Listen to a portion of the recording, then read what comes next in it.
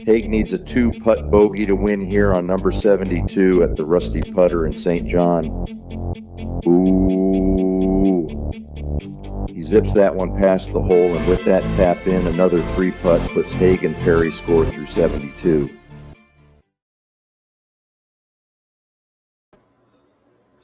We back. Oh, yeah. We back. We don't know how to center anything, but I think we're getting this new Rusty Putter. We're breaking it in. Dialing it in, right? We were supposed to have the great Tony Tutone on today. He's got a full flat tire situation. A Michelin event. Not a Michelin star situation, but I need a Michelin statement. What's your Michelin statement, Adam? I don't know. You ever been in a Michelin star restaurant? I have several, and I always leave like 1, 2, or 3. Like what rating? I've been to most of the ones in Chicago, and then when we're traveling, we try to find them. But I always leave poorer and still hungry. It is wild, right? Like, and one of my really buddies growing up, and a past customer too, was professional chef, and he worked at Moto at one point. Okay. Long wait, obviously, a lot of unfortunate issues with chefs and like high-end chefs. They got a little ego. Mental health issues are a pretty big concern with them. That one ended up, I believe he ended up, not my buddy, but that guy who owned Moto committed suicide. Wow. Okay. But it was like a 14-course event, but your plates are like that. We did do Alinea this year, and it was almost too much food. But it was like that show. You've seen the show, the menu. Yeah. It was just like people were in the back. They look like soldiers. And then you come in and they're like, oh, look at this. It's a frothy thingamajigger. I'm like, oh, cool. How much was that? I did do one. It was actually when he was a chef in Bourbonnais. He did like a 12-course with a wine tasting. Yeah. But like I was there. My parents were with me, and my dad and I think, drank all the wine. And like after about 10 courses, it was just, give me more liquid. Like, give me the grape juice. We'll just keep bringing the wine. Yeah, keep bringing the wine. So we got to talk about a little bit of restaurant stuff here.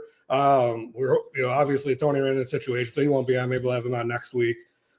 Continuing to dial in our show. Hopefully get some good content. Our production value should be increasing. Should be skyrocketing, right? Yes. Should be going up like this, or if we got the camera on reverse, going down. Mm-hmm. Either way. You have pretty big event coming up here Friday, right? Yeah, Friday, grand opening.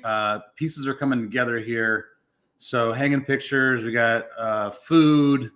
Just come see us. Say hi. We're what's the address? 9465 Joliet Street, right across from Mama D's Pizza and Loads of Fun in St. John, Indiana. All right, I like that. What time? Shoot, I want to say 4. Sounds about right. Maybe we'll. How about this? We'll post the link to RSVP on the Rusty Putter page. Bingo! It is 4 to 7. Nailed it. All right, 4 to 7. Perfect. Little Friday afternoon, late Friday afternoon. Come grab a beverage. Say hi to Adam and the crew. That's right. Check out the new place. Sign up to be on the podcast. Bingo. That's what we should do. Have a little sign and shit. Hey, you want to talk to 8 people about nothing? Perfect. Come on up. I think we probably skip a little sports stuff today. There's not a lot going on except for like the Blackhawks are on like a 17-game road losing streak, and they got Seattle tonight. So got some big football this weekend. We big football last weekend. We did have big football. Big win for State Farm, by the way. I mean, latching on to the Chiefs when they did, they got Kelsey, and then they partnered up with Taylor on accident. Mahomes and Mahomes. I mean, what is the value we're getting out of that Kelsey deal? Has to be like a huge win for the marketing department. There's going to be some bonuses for that. I don't know when that contract comes up for renewal. It's actually interesting, right? So you guys did have Aaron Rodgers at one point. Well, right? He's on his down slope. Well, yeah, I know. Like him and Travis Kelsey obviously don't like each other at all. So calling him Mr. Pfizer.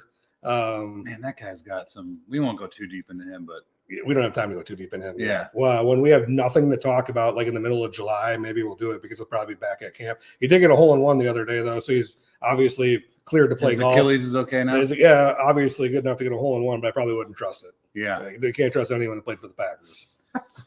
He took a Brett Favre picture of it, too. Different kind of hole-in-one.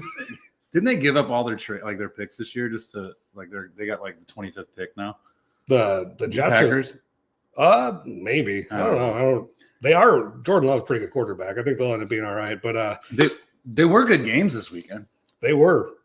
They got like some changing in the guard here. You know, like all of a sudden Lamar comes out. Like Lamar Jackson is a dude. Yeah. Right. Mahomes playoff pedigree. They were poking at him for that road.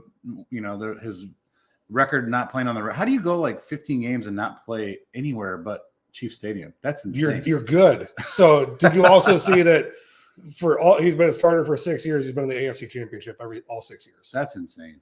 Like they're falling off, right? Like you mean how hard it is to in a league with a salary cap, to get to the conference championship game every year. Wild. Yeah, it's a goofy one. It's been great football. Hockey sucks. I don't even know about basketball. I think I saw like maybe Joel Embiid had like 70 points the other day, and then some guy from the Hornets had one, and then their coach ripped his ass because it's like, yeah, he also had like 42 turnovers. You don't want to have that many turnovers. Yeah. Golf, nothing really going on. Not a lot. We're in the doldrums for a minute. Yeah, and we had some snow, some ice here.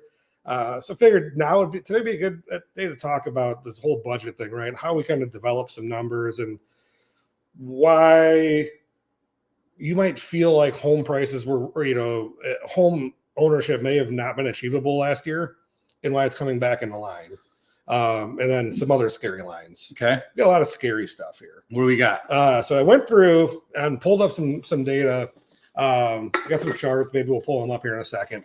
But Federal Reserve, they have all kinds of charts and data. They pull data, a lot of mortgage stuff from Freddie Mac. Okay. And so Freddie Mac typically reports debt to income ratios. Got it.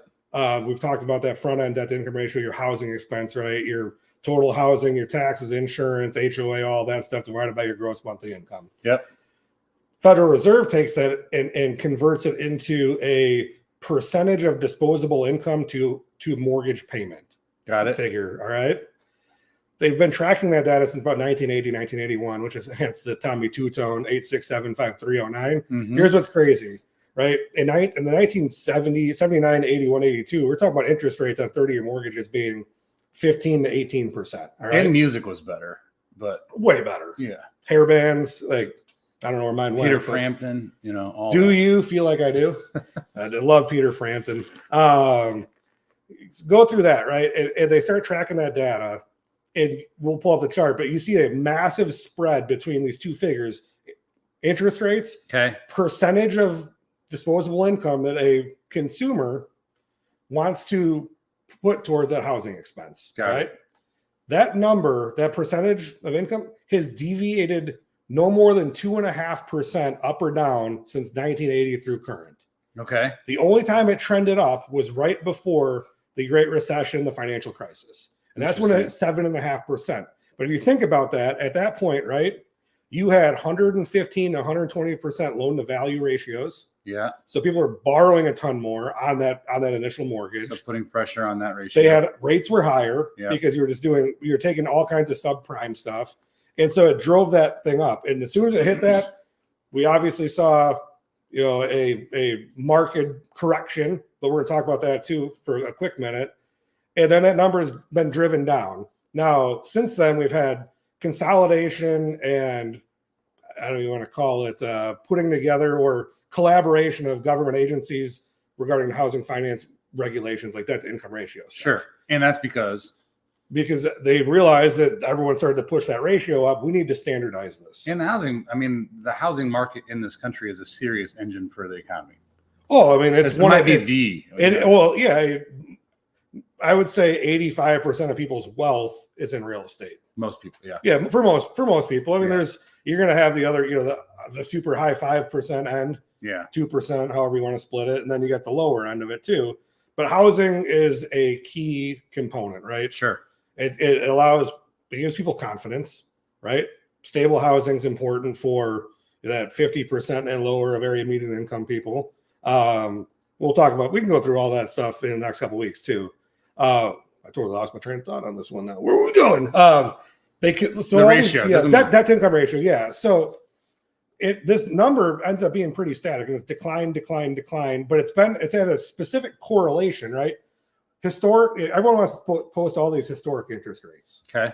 We need to throw all that data out. All right. If I see one more post, I'm going to go angry Karen here. Okay. If I see one more mortgage person posting about the rates in 1981 were 18%, 6.5 or 7 is a great rate, right?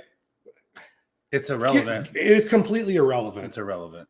For multiple reasons. Throw it out, right? For multiple reasons. One of them, the median home sale price in 1981 in the United States was like under $100,000. Yeah. Okay.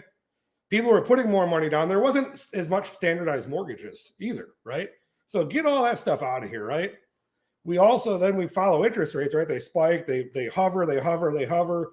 Since 2011, they've trended down up until 2022. All right. There's never been a spike of interest mortgage 30-year fixed rate over 500%, except for one time prior to 2011. All right. In the last 12 months, you can go on the Federal Reserve and actually track this, go to Freddie Mac. There was a 550% spike in the average rate and a 700% spike in the average rate in the last year.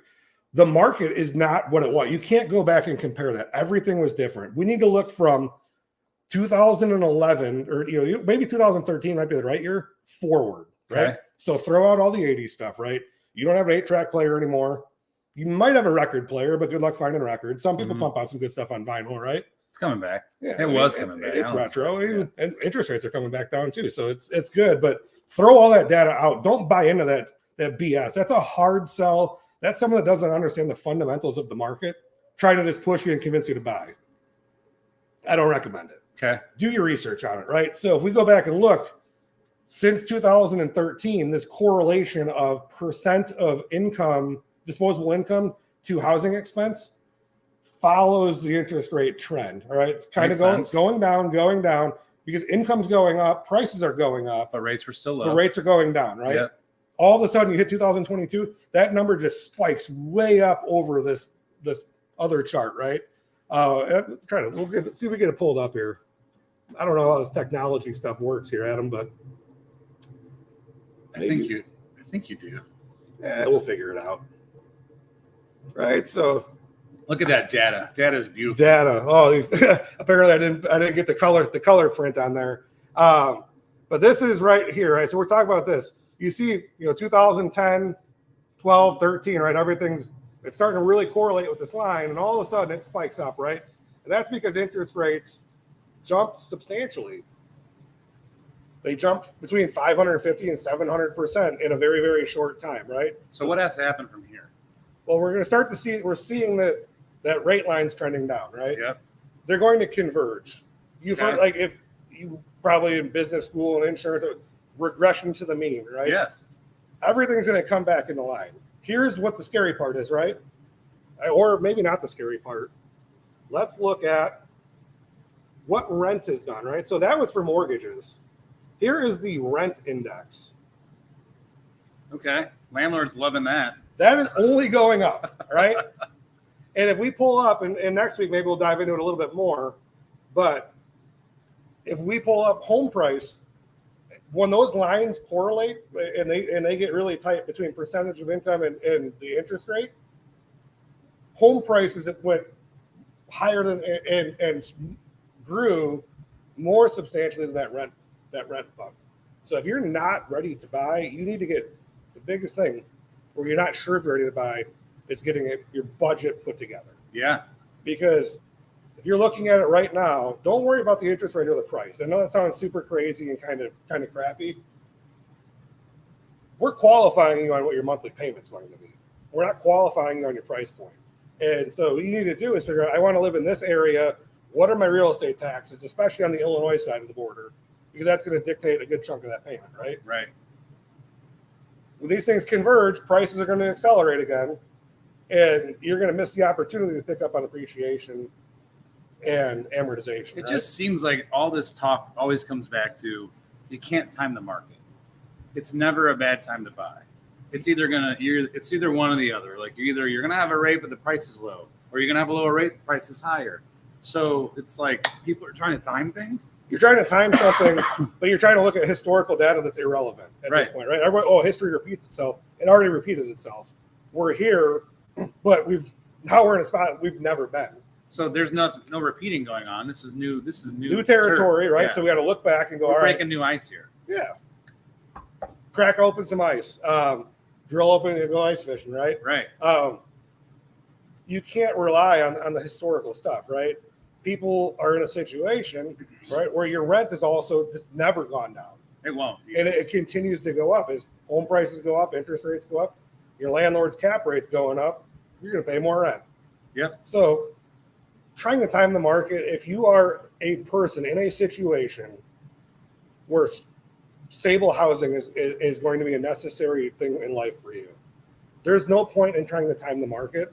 There's no point in talking to Uncle Fred that used to do mortgages 28 years ago and now does something else. There's no point in talking to, Uncle, Aunt Lucille, who sold houses 15 years ago in a different market, right? Like, you're trying to time something that's impossible to time. What you need to do is just be prepared to provide stable housing. Stable housing is a fundamental thing that your life will change. I think, like, we had Tony on a while back. You weren't here for it, but he talked about going and sitting with people who had these houses they held on to too long in areas that it created stress on their family. Yeah. So if you're looking at it, don't say, okay, it's going to be, I'm looking for the right rate and the right price because I want all this equity. We've seen the market continue to just tick up and up. So I'm going to close it with this, and this is going to be pretty wild here, all right? Okay. The drop, Great Recession, right? The worst part of real estate imploded, it melted, right? Yep. We call it cleansing. Yeah. Over 2 All I'm thinking about is a Cards Against Humanity card right there. And there's probably another word in front of the cleansing. But, you look at this from 2007 to 9 or 9 to 11, you just see a median sales price drop in the United States about $40,000. Wow. If you look at that, that's 18 or 19%. All right. Okay. That was that market correction. If you look at the S&P in that same time period, it dropped 52%. Yeah. So even if you're worried about a recession or recessionary period here, real estate's more resilient. And why is that? Don't know. Tell me. Can you live in a stock? Have you ever tried? Never. Have you tried to live in your Bitcoin? I haven't. You should try it sometime. I heard it's wild. But there's, hey, how do we make it livable, right? We turn it into an NFT or this metaverse and all that stuff. Go to the meta world. But like trying to time that stuff, man, it's no different. And when I was thinking about this, I think you and I might like to gamble once or twice in our lives, right? Do you want to know what like everyone talks about the sucker bets, right? Or the sucker boards? Mm-hmm. Roulette. Number one sucker board, right? Let's post all this stuff and trick you into assuming it's regression to the mean. Yeah. Right. And it's going to happen. It's been black for 17 rolls. Correct. It's got to be red. It's got to be red. It's got to be red. Load up. Go 5x on it, right? It's got to correct. 00 if you're playing on one of those doubles. I got like a 3-0 board now too. Gosh. But what it is, right? Each time that spin is it's a singular event, right? So it's a 1 in 38 chance it's going to land wherever it's going to land. No matter what happened before it. No matter what happened before, what happens after that. You're that individual. Enter the market knowing that it doesn't matter about regression to the mean. It doesn't matter about what that board says or that guy with that slick post about interest rates being 8% back then, because none of that matters. Mm-mm. Housing prices have accelerated. Your income's likely accelerated. You can't compare something 1981, right? If Tommy Tutone came out with 867-5309, right? Yeah. In today's world, does it get any play? I mean, yeah, I think it goes, but it's going to have to be like a, some kind of a pop mix. You got to put a little DJ in there. 6, 7, oh, where's the drop? Oh, the drop hit the 5309. Great. Like, music has changed. Like, do you want the, unfortunately, the Imagine Dragons probably take over. Yeah. They'll probably do a remix, right? Yeah, it's things are different now, right? Like when 867-5309 came out, it was terrestrial radio, right? And before that, you used to listen to music on AM radio. Could you imagine that? Mm-mm. Most people don't even consume radio anymore, Mhm. AM or FM. If they do, it's probably on Through an an app. app. Yeah. Yeah, like things are substantially different, right?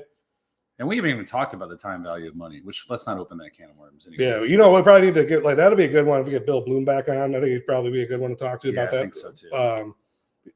I think we gotta, we'll poke him to be on here. We'll get Tony back on. We're gonna have Nick Oosting back on a little bit more too. Try to be more frequent on the content on stuff. But I think what comes down to it is not getting picked off by these distractions. If obtaining stable, sustainable housing for your family is a goal, there is a way. Do not let all of this media and everything else intimidate you. And then the next piece of that puzzle, and this is a great one, right? I'm talking to a guy last night. He's 22 years old. He's buying his first house. He saved up a bunch of money. He's also scared as shit, right? Mm-hmm. Guess what he does? I don't know.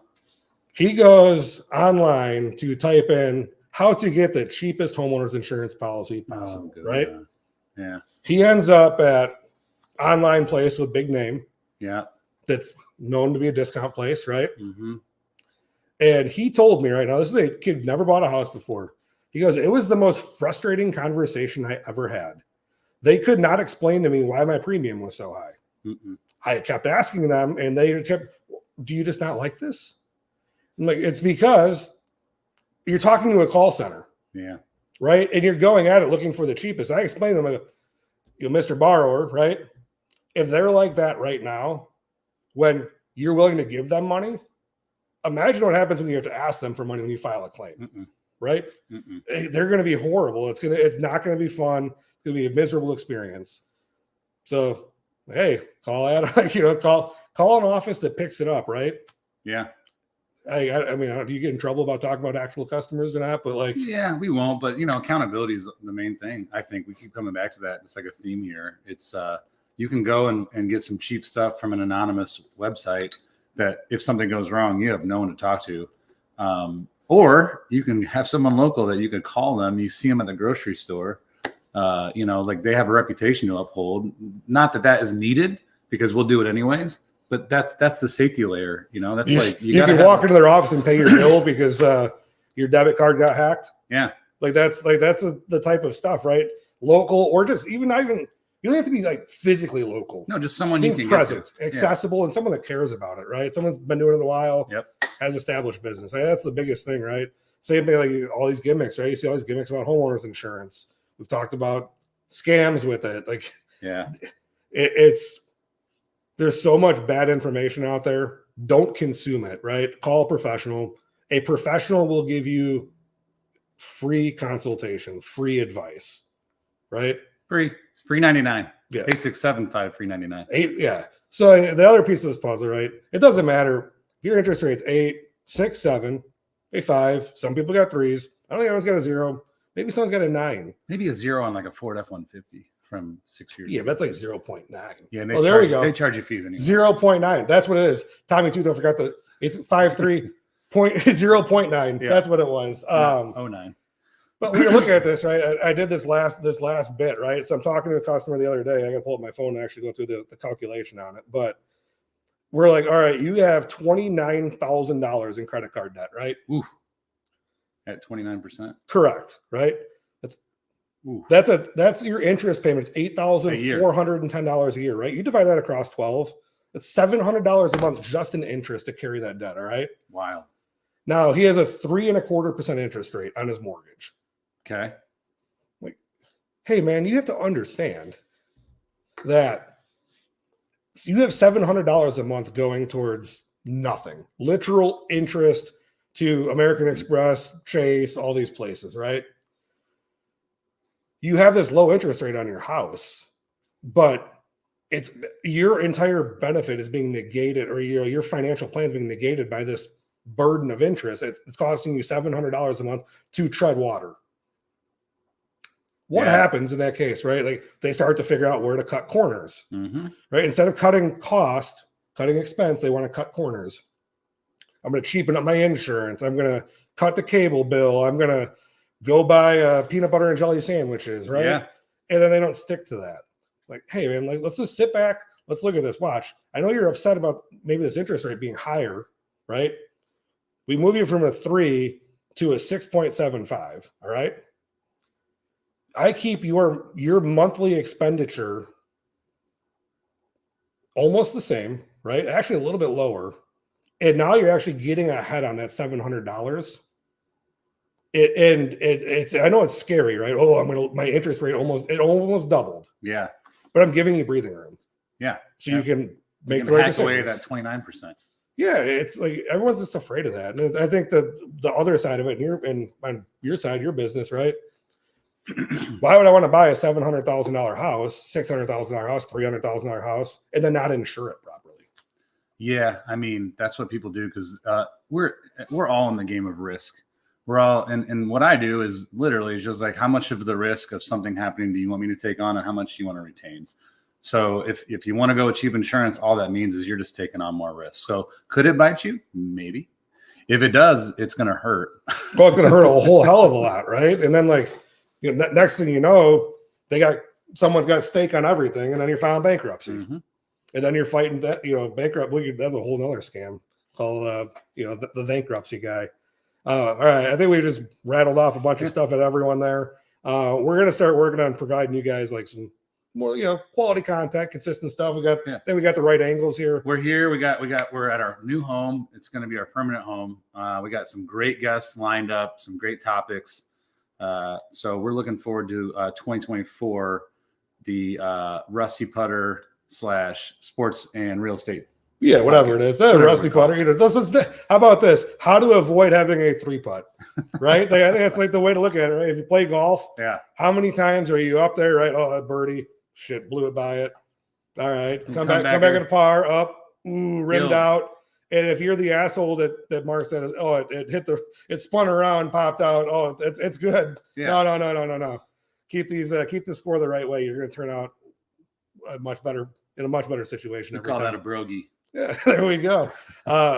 We'll see you guys next week. We'll post Adam's open house information up here. If you guys want to be on the show, you got something to talk about, come on, hit us up. We love talking to people. It's way better than looking outside at all the snow and ice. Exactly. All right, that's it. Peace out. Yeah, you guys know how to get in touch with us. Exactly.